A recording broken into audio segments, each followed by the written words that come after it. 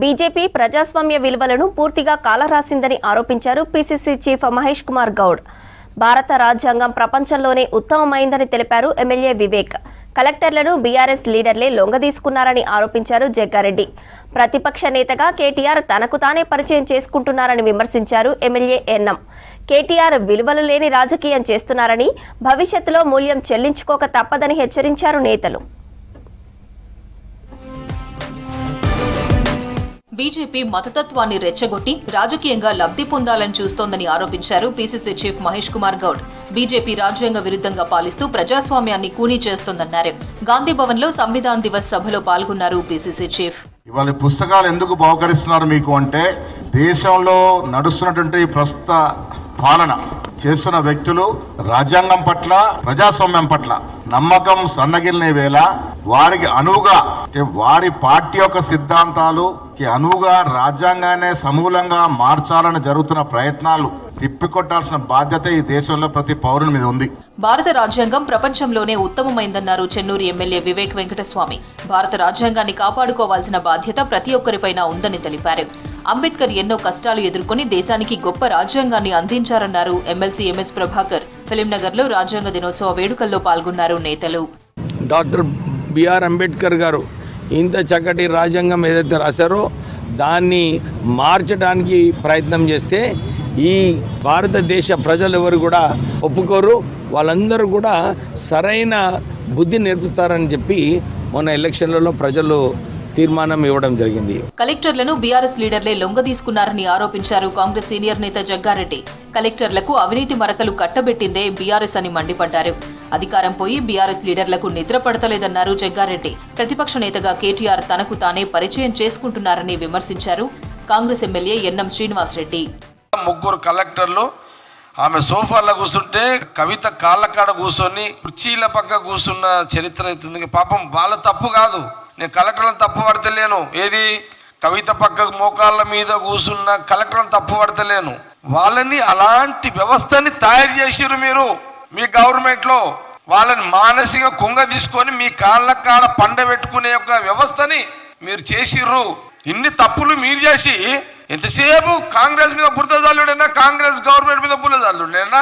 కేటీఆర్ గారిని చూస్తే నవ్వు వస్తుంది. ఎందుకంటే రేవంత్ రెడ్డి గారు మాటి మాటికి ఢిల్లీకి పోతున్నారు అని చెప్పి పదే పదే వాళ్ళు చేసిన తప్పులను కప్పిపుచ్చుకునే క్రమంలో మాట్లాడుతూ ఉన్నారు. వాళ్ళు ఆ తప్పు చేసినారు. ఏ రోజు కూడా కేంద్రంతో మాట్లాడకుండా, కేంద్రంలోని పెద్దలతో మాట్లాడకుండా, వాళ్ళ నిధులను సహాయం అడగకుండా వాళ్ళు తప్పు చేసి వాళ్ళ అహంకారపూరిత వైఖరితోటి తెలంగాణ ప్రజలకు తీరని నష్టం చేసింది. కేటీఆర్ విలువలు లేని రాజకీయం చేస్తున్నారని విమర్శించారు ఎంపీ మల్లు రవి, చామల కిరణ్. గతంలో బీఆర్ఎస్ లీడర్ల ఢిల్లీ పర్యటనలు కవిత బెయిల్ కోసమైతే, సీఎం రేవంత్ పర్యటనలు నిధుల కోసం, ప్రాజెక్టుల కోసమని తెలిపారు. కేటీఆర్ ఇష్టం వచ్చినట్టు మాట్లాడితే భవిష్యత్తులో మూల్యం చెల్లించుకోవాల్సి వస్తుందని హెచ్చరించారు నేతలు. భవిష్యత్తులో కేటీఆర్ గారు భారీ మూల్యం చెల్లించాల్సి ఉంటుంది. అనవసరంగా ఏ రకమైనటువంటి సపోర్ట్ మెటీరియల్ లేకుండానే ప్రతి దానికి ముఖ్యమంత్రి గారిని, ముఖ్యమంత్రి గారి ఫ్యామిలీని కూడా అనవసర విషయాల్లో ఇన్వాల్వ్ చేసి రాజకీయంగా బురదల్లేటటువంటి కార్యక్రమాలు చేయొద్దని, చేస్తే కాంగ్రెస్ పార్టీ ఎంపీలుగా మేము కూడా అదే రకమైనటువంటి కార్యక్రమాన్ని చేస్తామని హెచ్చరిస్తున్నాం. డెవలప్మెంట్ చేయాలంటే ఎన్నో రకాల విధంగా తెలంగాణను చరిత్ర పటంలో నిలిచే విధంగా తీసుకురావాల్సిన ప్రయత్నం చేస్తుండ్రు రేవంత్ రెడ్డి గారు. గత ప్రభుత్వం పర్సూ చేయడానికి ఇంట్రెస్ట్ లేదు. రాష్ట్రాన్ని మిగులు బడ్జెట్ నుంచి ఇంకా డబుల్ మిగులు బడ్జెట్ తీసుకోవాలన్న ఆశ లేదు. ఉన్న డబ్బుల్ని అవలీలగా ఖర్చు పెట్టి పనికిరాని ప్రాజెక్టులు కట్టి లక్షల కొద్ది ప్రజాధనాన్ని దోసుకున్నటువంటి వాళ్ళు ఈరోజు పోనీ ఓపెన్గా మాట్లాడతారంటే పొద్దున ఒక ట్వీటు, మధ్యాహ్నం ఒక ట్వీటు, రాత్రి ఒక ట్వీటు. కేసీఆర్ పాలనలో నిర్లక్ష్యానికి గురైన నిరుద్యోగులను కాంగ్రెస్ హక్కున చేర్చుకుందని తెలిపారు కాంగ్రెస్ నేతలు. జాబ్ క్యాలెండర్ ఇవ్వడం పట్ల ప్రభుత్వానికి కృతజ్ఞతగా ఓయూ ఆర్ట్స్ కాలేజ్లో పీసీసీ అధికార ప్రతినిధి చనగాని దయాకర్ ఆధ్వర్యంలో డిసెంబర్ 21న జరగనున్న బహిరంగ సభ పోస్టర్ను విడుదల చేశారు.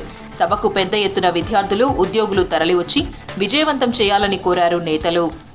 ఈ ప్రజాప్రభుత్వము నిరుద్యోగులు, రేపటి తెలంగాణ భావి భారత పౌరులు కోరుకునే విధంగా మన కోసం ఏర్పడిన ప్రభుత్వం అని గర్వంగా ఏదైతే ఉస్మానియా యూనివర్సిటీ గడ్డపైన ప్రతి ఒక్క విద్యార్థి చెప్పుకునే విధంగా ఈ యొక్క ప్రభుత్వ పాలన ఉంటుందని చెప్పని అందరితోటి కలిసి ఈ కార్యక్రమాన్ని జరుపుకోవడం జరుగుతుంది.